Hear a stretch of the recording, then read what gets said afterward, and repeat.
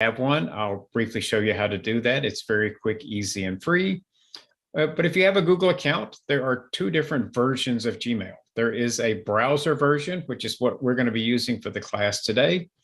Works on any device that supports a browser, works on any browser you might be using, so very easy to get access via the browser. There is also a mobile app version that you can download to your smartphone or tablet. It does work a little differently, look a little differently, and there are some features that I'll be showing you that only work on the browser version, which is why we'll be training on the browser version today. But the app version does access the same messages in real time that you're using with the browser. So it's the same information, it just looks and works differently. So if you are trying to follow along on the app version, I would recommend switching to a browser. Otherwise, just watch my screen and you can see what it looks like. And so with that, I am going to switch to a browser. And if you don't have a Google account, all you need to do is to do what I just did, open up a browser tab and type google.com. And there'll be an option over here that says sign up. Click on sign up, it opens the account creation page.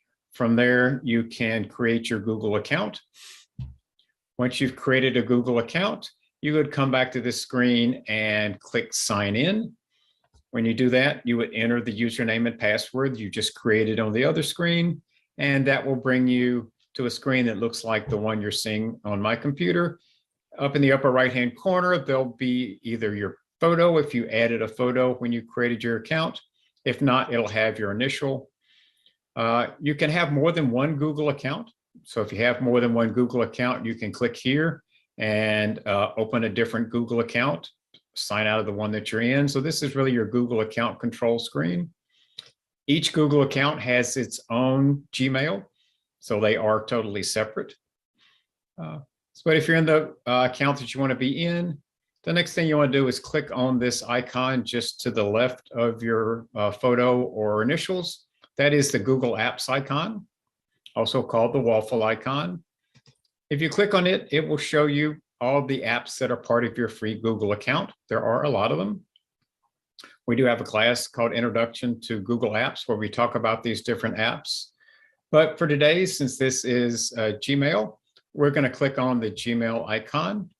Now, yours may not be the same place as mine because these apps are like the apps on your phone. If you want to rearrange them, you can move them around.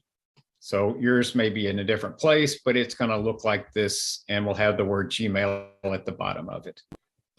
Click that and it will take us to the Gmail home screen. So let's talk a little bit about navigating the home screen. And we're going to start in the upper left-hand corner where it has the three bars. If you click that, it controls that left-hand panel. It will collapse the left-hand panel or expand it. The next thing is the search box. This is where you can search your messages. We're not going to talk about this in this class. We cover that in the Gmail Useful Things class. Since Google is a search engine, it has a fairly sophisticated search capability. So we cover that in another class. Working our way across, the cog is where you get into settings. We'll be going into there a lot today. We've already talked about these two. Down the right-hand side, there's another panel. And if you come all the way to the bottom right, you'll see a little arrow. If you click on that, it will do the same thing that this one does in the upper left. It collapses and restores that right-hand panel.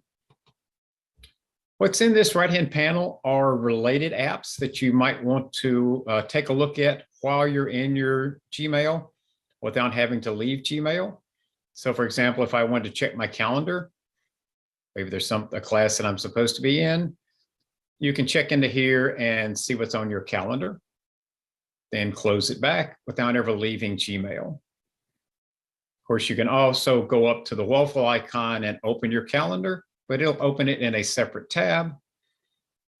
That's what you may want to do if you want to do some significant work in your calendar. But if you just want to do a quick check on what's coming up next, this is faster and easier. You can also get into Google Keep, which is a note-taking tool. Google Task, which is your to-do list, Google Contacts. Continuing around to the bottom left, clockwise direction. On this other corner, you see Meet and Hangouts. Those are also Google apps. Google Meet is Google's version of Zoom, works very similarly to Zoom. Google Hangouts is a group chat tool.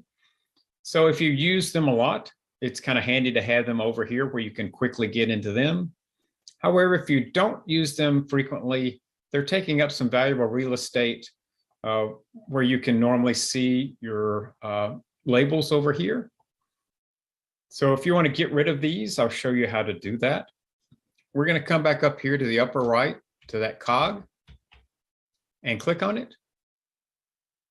And we're going to go to See All Settings in blue right at the top of the pop-up window. That opens the settings screen, and there are lots of settings in Gmail. Each one of these tabs opens another whole page full of settings, but we're looking for this one called Chat and Meet.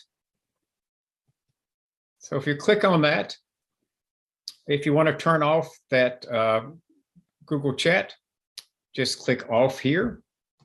That will remove the Hangouts. And if you want to get rid of Meet, click here where it says hide. And then just save your changes. Google will repaint your screen like it is mine, and they will be gone. You can now see these labels, which look like folders. They're not. We'll talk about that later. And that brings us pretty much back to where we started at the Compose window. But before we get into the composition, any questions so far?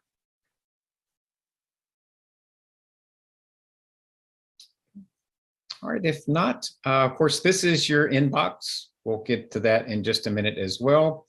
But we're going to start with composing a new message. If you're new to Gmail, that's something you certainly want to know how to do. To do that, you click on the Compose option up here in the upper left, and it opens the composition window over here on the right-hand side of the screen. You enter the email address you want to send this message to.